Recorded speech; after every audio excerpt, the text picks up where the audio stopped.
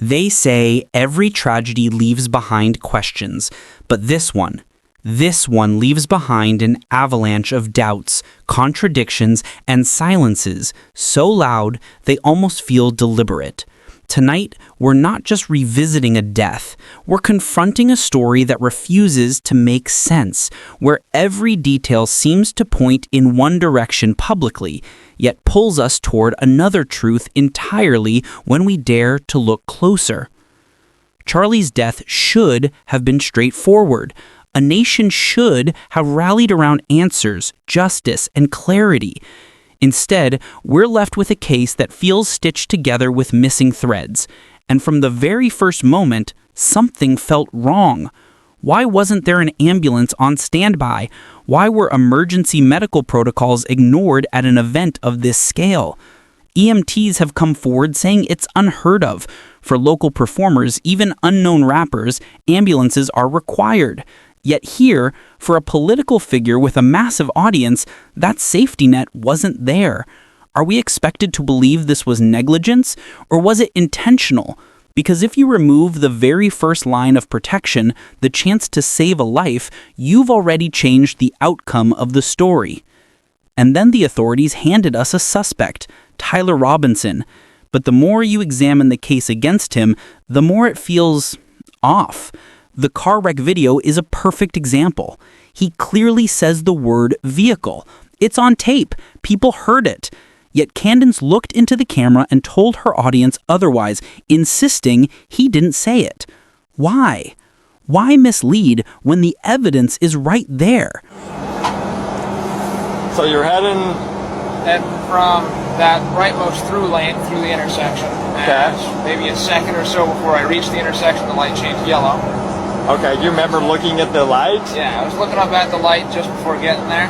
Okay. I saw it shift yellow, and as I get into the intersection, the bolts. There was a vehicle in the lane.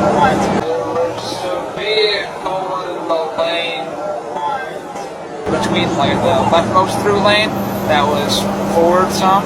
So people... Was it a mistake? Or was she carefully framing Tyler's image in the public eye, erasing details that didn't fit the picture she wanted to paint? If she's leaving pieces out of the puzzle, what else isn't she showing us? What is her true angle? This isn't just about commentary anymore, it's about control. Candace is positioning herself as the voice of truth, the person holding institutions accountable. But if she's cutting videos short, misquoting evidence, steering narratives, then the question becomes, who is she really working for? Is she mourning? Is she an advocate for justice? Or has grief been weaponized into something that serves a different agenda? And as we dig deeper, the contradictions multiply. Tyler's family has said repeatedly that the FBI's images don't even show him, that the person captured isn't their son at all. They go further, claiming his apartment was staged after his arrest, that it was dressed up, planted with evidence to ensure he looked guilty in the eyes of the world. And if that's true, then what does it mean? Why would the government need to manufacture guilt if the case against Tyler was so strong? Candace insists Tyler's parents have been pressured into silence, maybe even pushed into witness protection. If that's true, then why? What is so dangerous about their words that the public cannot hear them? Is this about safety, or is it about silencing inconvenient truths before they unravel the case entirely?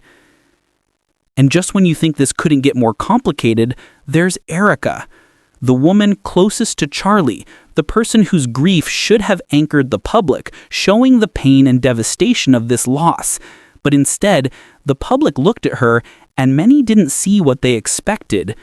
They said she didn't grieve properly, that she moved on too fast, that her composure felt unnatural, even calculated.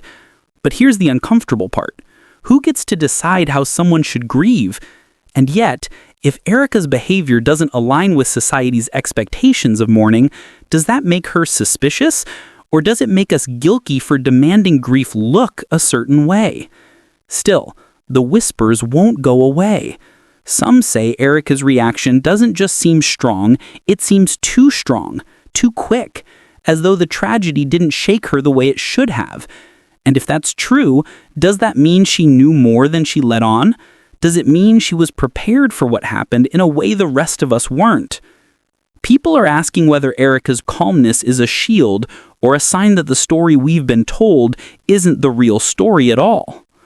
Now, step back for a moment. Connect the dots. No ambulance when there should have been, a suspect who may have been framed, parents silenced or hidden away, a commentator who shapes narratives by what she chooses not to show, a wife whose grief doesn't fit the script. At what point do we stop calling this confusion and start calling it what it looks like? Manipulation. Because here's the truth nobody wants to admit. The official story doesn't add up, and the cracks are widening every day. This isn't about one man's death. It's about how power works, how narratives are controlled, how grief, silence, and fear are used as tools to make you accept the version of reality you're handed. So I'll ask you, what is Candace really doing? Is she exposing lies, or is she building her own? And what about Erica? Is she a grieving widow misunderstood by the world, or does her behavior point to something bigger, something darker? These questions matter, because the answers could change everything. Stay with us, because this story isn't over. In fact, it's only just beginning. Subscribe, pay attention, and ask yourself, if the truth is this hard to find, maybe it's because someone doesn't want us to find it. But here's the part that cuts even deeper. In a case like this, where grief, suspicion, and silence all collide, we have to ask, who is really fighting for justice and who is simply cashing in? Because every headline, every breaking news alert, every viral post has an audience.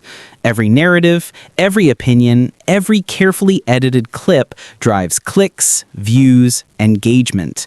And the bigger the tragedy, the bigger the profit. So are these voices we're listening to truly seeking justice for Charlie, or are they seeking influence, recognition, and money, using his death as a platform? It's an uncomfortable question, but one we cannot ignore. Because if people can profit from this story, then how do we separate truth seekers from opportunists? How do we know whether the outrage we're consuming is genuine, or just another product sold to us in the name of justice? Think about it. The louder the case grows, the more powerful certain names become. The more shocking the claims, the higher the views. But where does that leave the truth? Is it buried under sensationalism? Is it twisted into something more marketable? And if so, how many of us are unknowingly complicit, sharing, watching, clicking, feeding into a cycle where tragedy becomes content? And yet, here we are, still asking the same questions. Why was there no ambulance? Why was evidence twisted? Why are parents silenced? Why is Erica's grief dissected? Why is Candace pushing angles that leave out the full picture? And above all, why are we being left with more questions than answers? That's the weight of this case. It's not just about justice. It's about truth in an era where truth itself can be bought, packaged, and sold. And until we face that, we'll never know if the story we've been handed is real, or just another version of events crafted for profit. So ask yourself, who really cares about justice here? Who truly wants answers? And who just wants an audience? And if no one is willing to tell the truth without a price tag, what chance do we have of ever uncovering what really happened? Stay with us, subscribe, and don't let this case fade away, because the questions aren't stopping, and neither should you.